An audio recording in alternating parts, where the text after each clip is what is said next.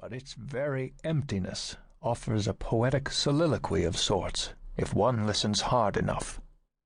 It is as if the old lighthouse keeper is haunting the halls, striking a match to the 1,500-watt candle-power oil lantern that used to cast a beam across the bay to guide so many seafarers safely to shore.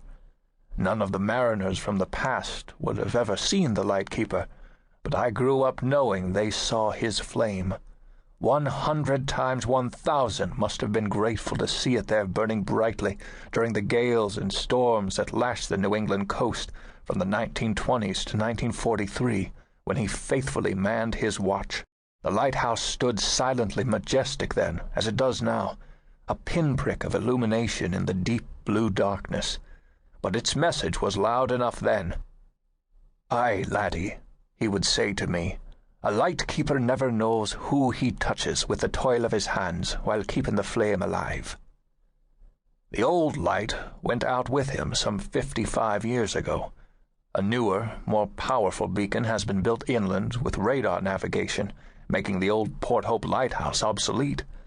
I often wondered if my uncle, the seasoned seafarer, had ever felt like he too was becoming obsolete, a relic of bygone times, when individual men made such a difference, when machines were no match for their brains or brawn.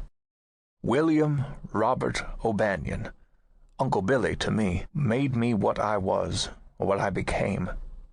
From a small boy of 10, I grew up with him on the tiny outer island off Massachusetts' larger, more famous Nantucket. He was my schoolmaster of life, as he often reminded me. All I know now, as I look back, is if Uncle Billie was my original schoolmaster, then Anna was the one who brought to me the gentleness and love for life I have known. I never knew, nor ever wanted to know, another like her. I realize now, as I gaze down to the bay, jotting these notes in the lighthouse log, that perhaps it is my final farewell to this place that I have loved so well. Peter O'Banion set the habitually handled, black, leather-bound logbook on his lap. His daughter had made sure he was comfortable, a blanket covering his shoulders as he sat in the wheelchair, eyeing the splendor of twilight.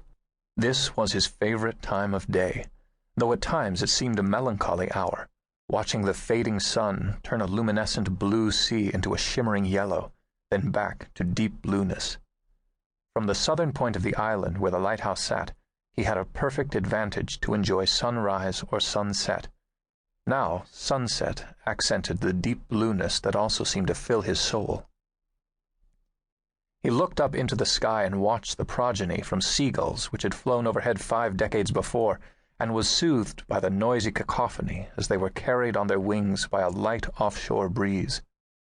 Some things never change, he thought. It amused him now to watch the seabirds swoop down from the cliffside heights to the beach and pier below, squawking and grousing over bits and pieces of churned-up sea life that washed ashore. "I knew your great-great-grandparents," he said aloud, as if they could understand that his knowing their past could make the present all the more interesting to them. People are like seagulls, he thought. Memory was to Peter as a resuscitating breath was to the dying. He relied heavily upon it. It awakened all that was good, the golden strands of life, all that had been right in living fully without regret. And oh, how good, but brief, it had been with Anna. He focused intently on the pier now, as he had for 57 full years of Saturdays at sunset. He never missed his rendezvous, even though the last few years of sickness from cancer had him confined to bed rest at his daughter Kathleen's home on Nantucket Island. Now the doctors had given him weeks at best, but with their permission and Kathleen's loving understanding, she had brought him here once more. Peter pulled the withered letter from the logbook pages marking his final entry. He looked down at it. His watering eyes couldn't read the words, but he had them memorized now, and he clutched the yellowed paper as if it were holy script. It had indeed seemed so to him. "What happened?" he whispered to himself as he held his hands out and witnessed the wear of time. "I was 19 just yesterday." It seemed like yesterday, anyway. No matter. Inside